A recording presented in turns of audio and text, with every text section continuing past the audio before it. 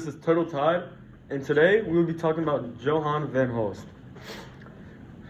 About Johan van Hulst.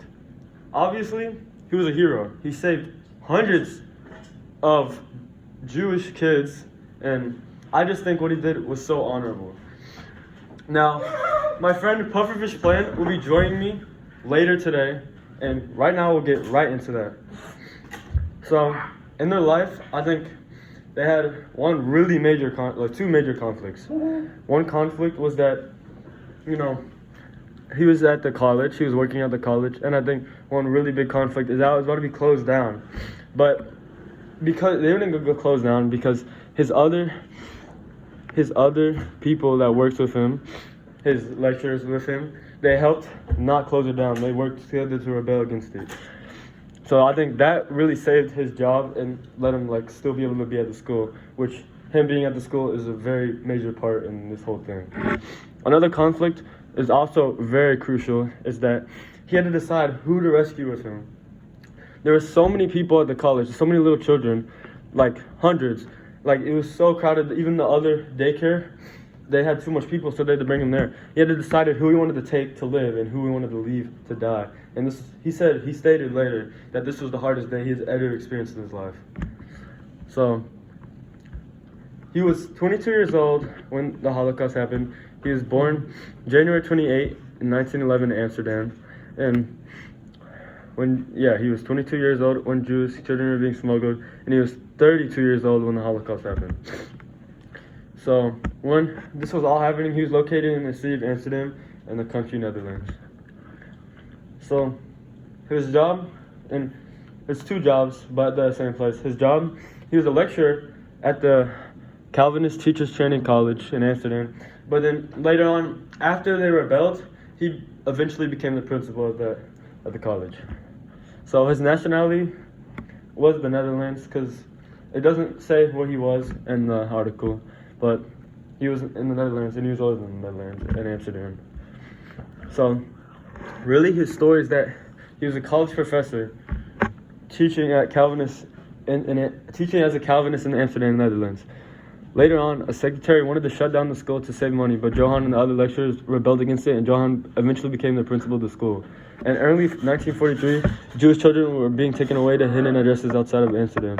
The elderly janitor and Johan worked together to use the school as a transit point for the children. The Jewish children were passed under a low fence and hid in the classrooms nearby to wait for members of a children's rescue organization to pick them up. In the end, Johan saved hundreds of children and lived up to the age of 107 years old. That's not. Oh. So, he did survive the Holocaust, and he actually died very recently in 2018. He never got caught, and I think because he didn't get caught, it was such a good plan and such a well-thought plan, because people wouldn't check the college. They check bunkers, houses, and places where little children would be, but not older children. So, he didn't suffer any consequences, and I don't think he should suffer consequences, because he was doing a good thing. He was helping little kids to live their life, fulfill their life, and he died a hero. So, really, he didn't commit any crimes, and because he only did things that were positive outcome. The people that would be committing the crimes were the Nazis, or the people taking away the children, because they were really kidnapping them, which is a horrible thing that you can do.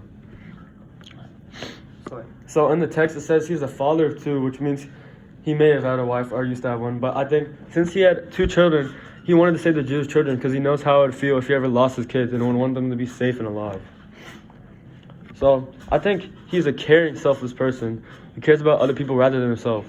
In the website it says after the creche and the Hoskelen Schoolbrew were closed, Johan helped continue to people in hiding. This means that even after school closed, he helped other people even though he was putting his life at risk. What I found most interesting about Johan was the fact that even though he lived through the Holocaust and saved so many people, he still lived to the age of 107 years old, which is more than average human lives to this day. So one lesson I think that can be learned from all of this is that you should try your best. You should try to be the best person you can be, and the world will reward you. And obviously he did, because he got to live for so long. So now, Pufferfish Plan will be joining me today's talk show. Pufferfish Plan here. How can I help you? Okay, so I want your initial thought. What do you think about this guy? I think that he was a hero and that he should be a father icon of history. I think he's a very honorable and respectable person and that he deserves to be more known for what he did. Because he sacrificed himself and was selfless so that others could live. And I mean, he saved around 600 people, which, like, if you had 20 minutes, that would be still a lot. And he barely had 20 minutes. He had close to maybe 10. And in half that time, he still did what many can't today. I agree. I agree too. So, do you think it was right what he did? I think it was absolutely right. He saved many. So, I want to know, like, if you ever saw him, what would you think you would say to him right now? If he was still alive to this day.